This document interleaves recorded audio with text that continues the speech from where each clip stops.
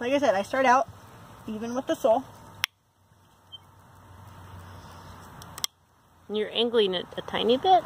Yeah, just so I don't have to rasp as much. Because I'm going to bevel the hoof off a little bit so you don't wear it as bad. And bevel just means round the edges. Smooth it up.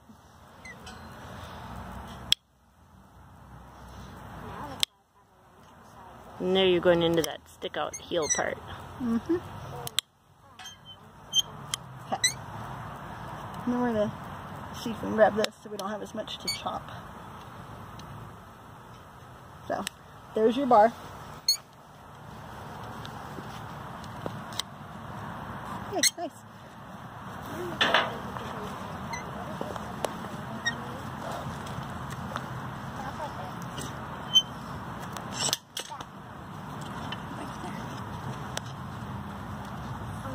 So, this piece right here is just bar that extended past where it was supposed to. There's another gunky spot. Where dirt got stuck in there. Yep.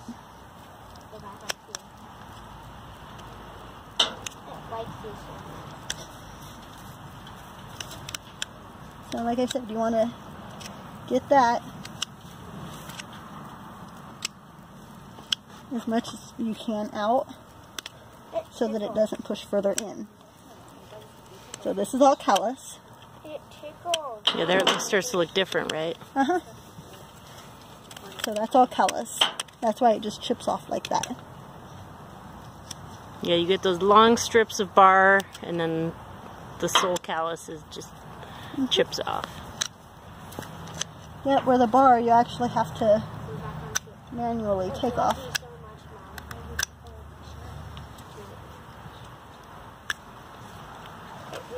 And this is where she's been weighting her foot funny. Because she was trying to avoid the center. Mm-hmm.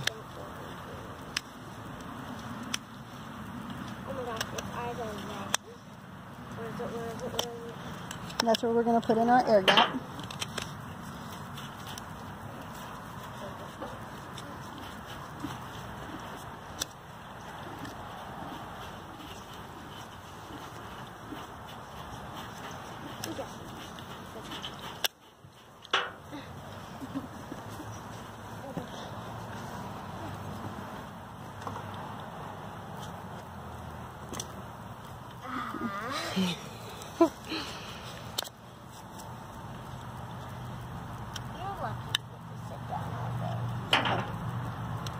This right here is where the bar has pushed under. It's stuck up against the frog. Yep. And when you're cutting it, you can tell it's that bar material. Yep. Let me get this one. Maybe.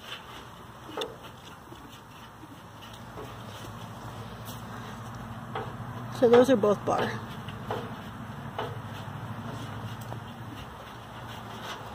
So, and they're really hard compared to the sole. Oh, good girl.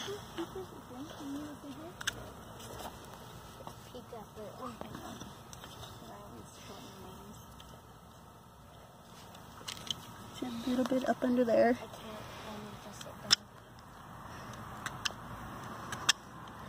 So that resembles what would normally be the dirt line, but you can tell it's bar material, so you want to dig it out more. Yep. The dirt line belongs there, but what's happening is, Mr. Babe, I'm going to pull some of this frog callus back so you can see. See how the dirt line went away and the bar is pushed all the way up against it? The bar had pushed this way up underneath the edge of the frog.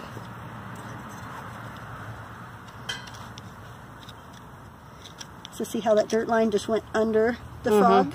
Yeah. That's because the bars pushed it over there. So now the frog can lay back over where it belongs because the bar isn't pushing it over.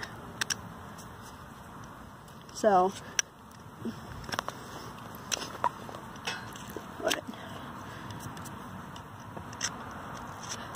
I'm going to peel some of this off. Ugh. See how it's not breaking? It's not. There we go. That's because that's bar material. Hold on. Hold on. Okay. If you look at it, there's lines.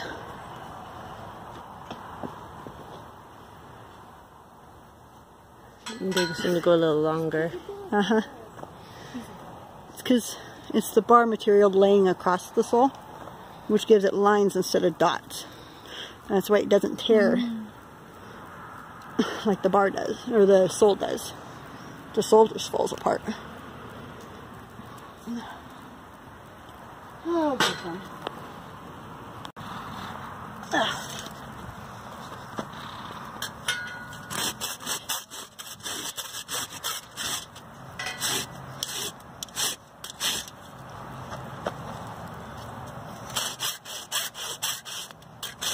Yeah, there could be one like right across the fence that's eating them.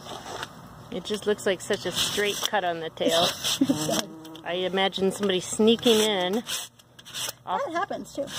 And saying, I want some of that horsetail. Like the neighbors next door, maybe? Yeah, saying, I want some horsetail for, I don't know what. Dream catchers and... I used to do it. Well, on my own horses though. Yeah, we do.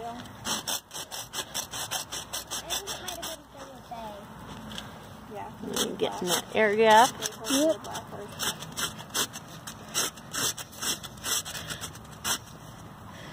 So, remember the heel was uneven? Yep. If you look down? Yeah. This one, it looks uneven. See how this one is not level? It kind of cockeyes? Yeah. So we took this one, same length, so that it can relax. The hoof can shift back to where it belongs. So when you were nipping there, you were nipping to get them... Uh-huh. You want to make them even though right now this is not level. Because it's all going to shift. When she puts her weight down, it'll start shifting.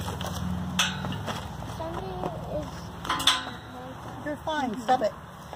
It's going to start shifting the heel bulbs because she can weight her foot even now. Before she wasn't weighting it even, which shoved that one heel bulb up higher. Yeah. So instead of leaving that one up higher and making your marks even on the bottom of the foot, it would have left extra pressure. So what you do is you cut them even. So they might be like this, but it's because it has to be able to relax back down flat to the ground. But they're uneven on the like top heel bulb, but the bottom part where you're cutting is the same length from the the hairline to... Yep. So you want to make sure your hairline to your heel, hairline to heel are the same height. Even though right now they're sitting kind of like this. Because as she walks, this is going to slowly come back down to where they're flat again. Because it's all pushed up on the one side. So you don't want to trim it uneven so that the hoof is flat. Because then you'll be reinforcing her doing that sort of side You're going to leave that pressure. constant pressure there. So instead, you trim it uneven so that it can make itself even again. Some hooves are really bad. I had one that I could only take like 1/4 of an inch at a time because she had like 3/4 of an inch difference on the heel bolts. So you want to trim them as if they're even if they look uneven, if that makes sense. Okay, sweetheart, let me see.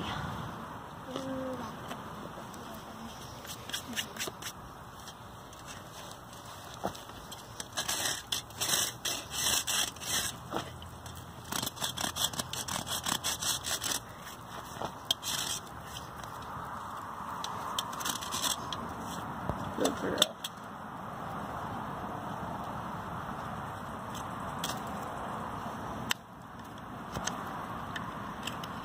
Back to pigmented, unpigmented. You got your golden line, your unpigmented, and your pigmented. So, and as time goes by, this white will get thinner and the dark will get thicker. Just because the hoof becomes stronger.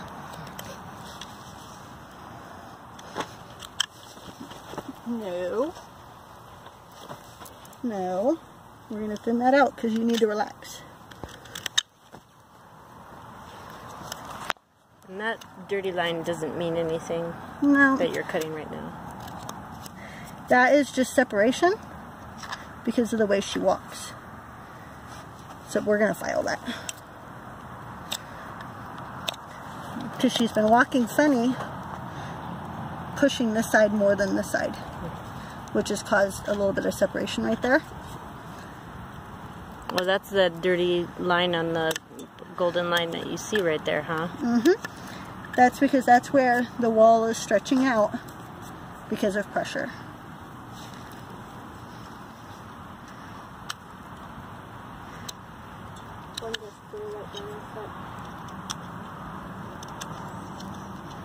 Come on, sweetheart. Wow, look at that.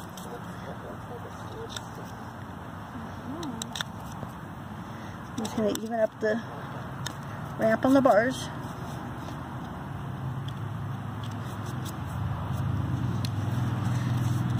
So that the hoof can work properly.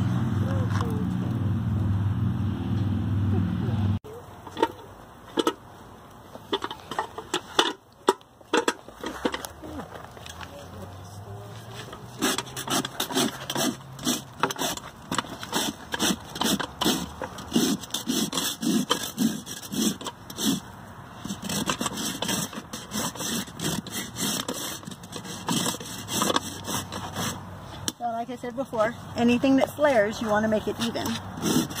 I can also see that Sharpie line you put. Uh-huh. Nice try. Don't mind.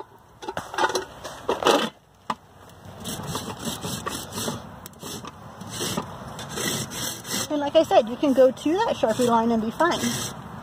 You just don't want to go a lot shorter. And you don't feel the need to go meet up with that Sharpie line right now. Nope. Right now I'm just removing some flare from her walking off. Which is you just looking down the wall of the hoof and seeing. Looking, make sure everything's smooth. You want it flush all the way down. Mm-hmm.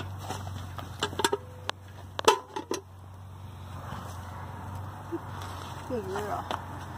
The back feet are naturally oval, where the front ones are round. When the horse is first born, all 4 of their coffin bones are round. As time goes by, the back ones turn into a spade shape, which in turn changes the back hoof to a spade shape, because it's based on the shape of the coffin bone. So you want the front ones to be round because that's how the sulcorium is going to grow. The sulcorium is just below the coffin bone. So when it grows straight down, it would be round if the coffin bone's round. My colt that's missing part of his coffin bone will have kind of a square toe. He will have a real small foot because the coffin bone isn't big and round.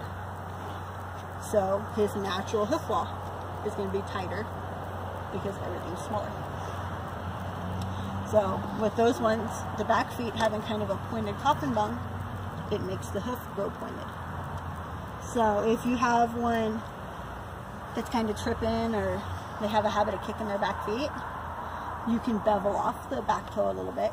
But what is happening is they have such a big breakover on the back end versus the front end. They're not getting enough lift on the front before the back end hits them.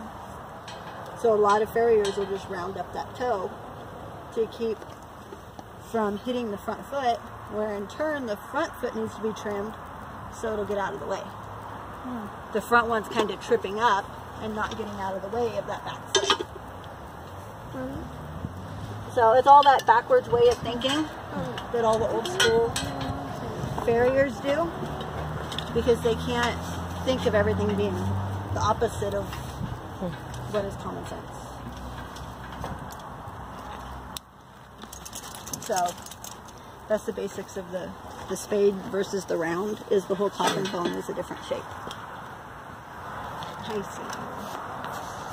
Look, we're down to 1 foot.